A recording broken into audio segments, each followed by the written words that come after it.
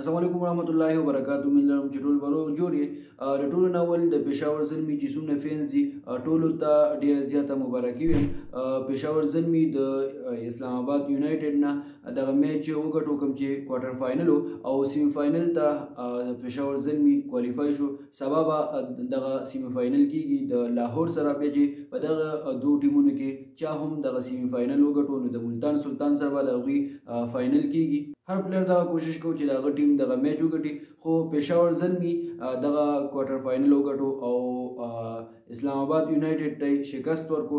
183 رنز یې ورته کړو پېښور زلمي اسلام آباد یونایټډ ته، خو هغوی 171 رنز وکړل او په 12 رنز باندې پېښور زلمي دغه میچ وګټو. زو د سکرین طرف ته د موبایل سکرین طرف ته زو هلته ګورو چې چا څومره رنزونه کړي، سکور کارډ ګورو، دغه را سره وګورئ او مخکې ضرور شیر کړئ. حاجي دا سکور کارډ دی د پېښور زلمي او د اسلام آباد یونایټډ په منځ کې چې کوم میچ وشو د هغې سکور کارډ دی، تاسو ته مخامخ ښکاري.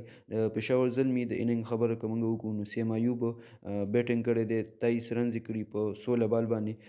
بابر اعظم په 39 بال باندې 64 رنز کړي دي 64 او دا ټولو نه های رنز پکې ده کړي په دې میچ کې. حسیب الله خان د 11 بال والی او 15 رنز یې کړي دي. محمد حارث 17 بال 34 رنز کړي. کیډ مور 22 بال 16 رنز کړي دي. جیمی نیشام 5 بال والی دي او 2 رنز یې کړي دي. امیر جمال 3 بال 1 رنز کړی دی. عظمت الله عمرزی چې کوم چې د افغانستان پلیر دی هغه چې بال واخلی دي او په هغې باندې 10 رنز کړي دي. نو د دوی ټوټل 183 رنز په دې اننګ کې دوی کړو. 183 دوی ټارګټ ورکړو پېښور زلمي چې بیا د هغې نه پس اسلام آباد یونایټډ کې رحمان الله ګلباز هغه په 7 بال باندې 10 رنز کړي دي. ایلیکس هیلز په 37 بال 57 رنز او ډېر های ریټ یعنی های رنز دي. او صهیب مقصود ډېر ښکلی بیټنګ هغه هم کړی دی، 48 بال په 60 رنز یې په دغه باندې کړي دي. خو ایلیکس هیلز په 37 بال 57 رنز کړي او ډېر ښکلی سکور د ایلیکس هیلز کړی و.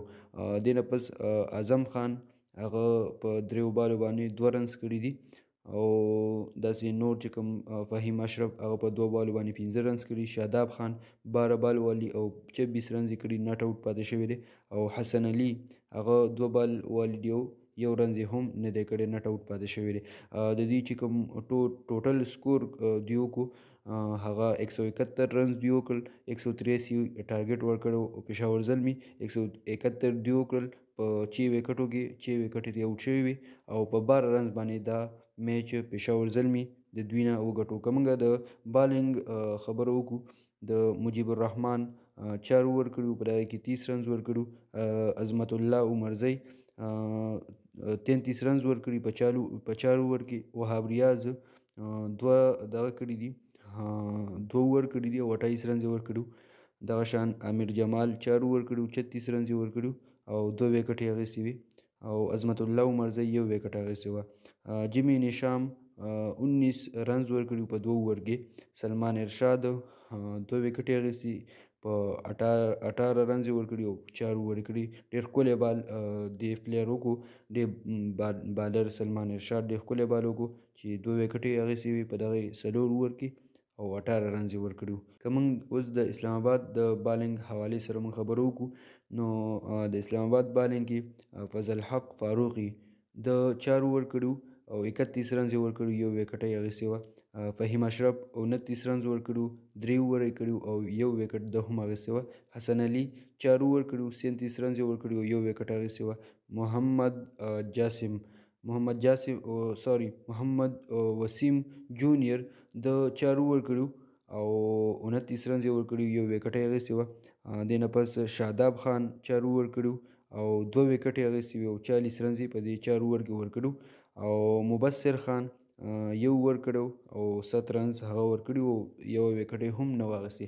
نو دا و سکور کارډ د پېښور زلمي او د اسلام آباد یونایټډ په منځ کې چې کوم میچ وشو نو د هغې سکور کارډ چې تاسو ته ما وښودو چې دا پېښور زلمي دا میچ وګټو او کوم اسلام آباد یونایټډ چې و هغه د پی ایس ایل نه ووتو. سبا انشاءالله د لاهور قلندر او د پېښور زلمي سیمی فاینل دی چې هغې کې څوک هم وګټي نو هغه بیا د ملتان سلطان سره فاینل کوي.